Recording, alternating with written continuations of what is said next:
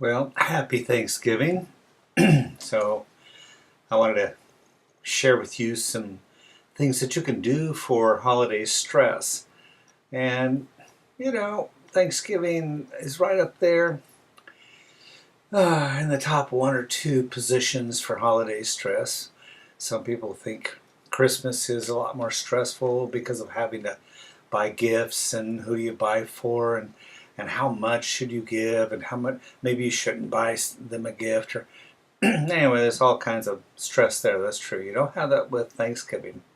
So Thanksgiving is something that's, let's say, a lesser stress, but nonetheless it is stressful, especially when it comes to having gatherings of family members that maybe you haven't seen each other for a year, or maybe you see each other more frequently, or perhaps there's other dynamics involved. Anyway, suffice it to say, most people have a certain amount of anxiety around Thanksgiving. Maybe it's your turn to cook the turkey, or maybe you're supposed to be making those special pies that only you can do, or maybe, actually if you have a specialty job like that, it's probably easier on you in some way. That's all that's expected, right?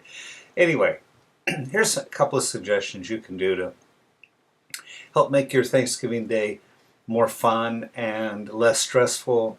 And it comes down to the same old thing. The reason it becomes so stressful usually is because of expectations, and people are a little bit over the edge on their blood sugar. And it's always been kind of interesting to me how so many people like to take a walk after a big Thanksgiving dinner to let their food digest, help it digest. Actually, it slows digestion to go for a walk, by the way. It actually will slow your digestion time down. Then after you go for a walk, though, you feel better about getting out and doing something. So now you can have those pieces of pie with whipped cream or ice cream or whatever you put on them.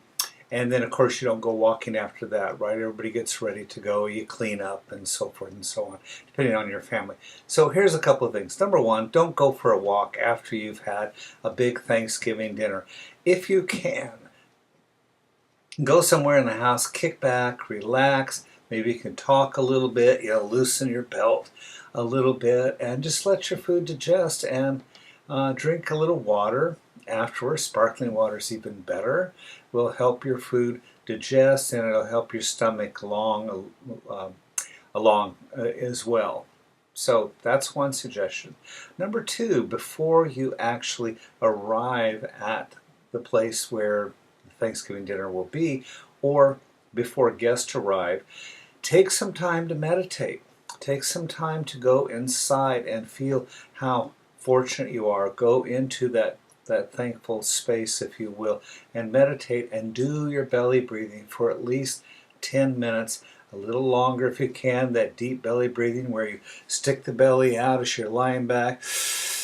Breathe in as if you're forcing air down into your belly like you're inflating a balloon, and then breathe out a little more slowly. And as you do that, meditate on all the things that you're appreciative for, all the things in your life.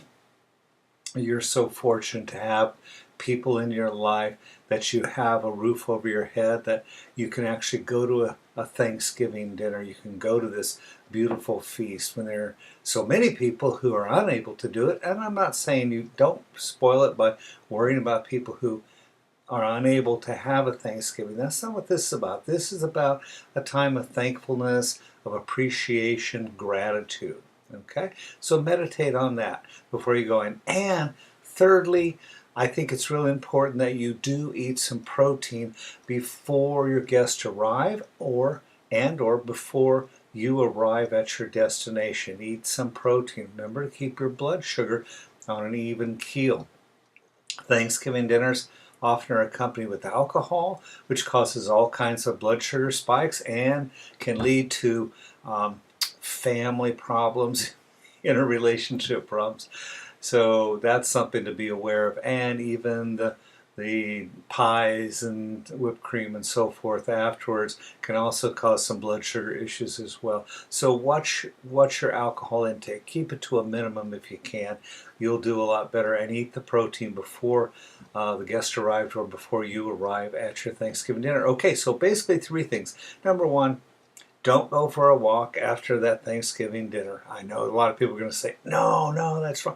No, I'm right. Trust me on this one. Number 2, do some deep belly breathing and some meditation, and meditate on everything you're grateful for before the dinner starts, before you arrive at your destination, or before a guest arrive. Take that time, at least 10 minutes, to do belly breathing and to meditate on gratitude and what you're grateful for.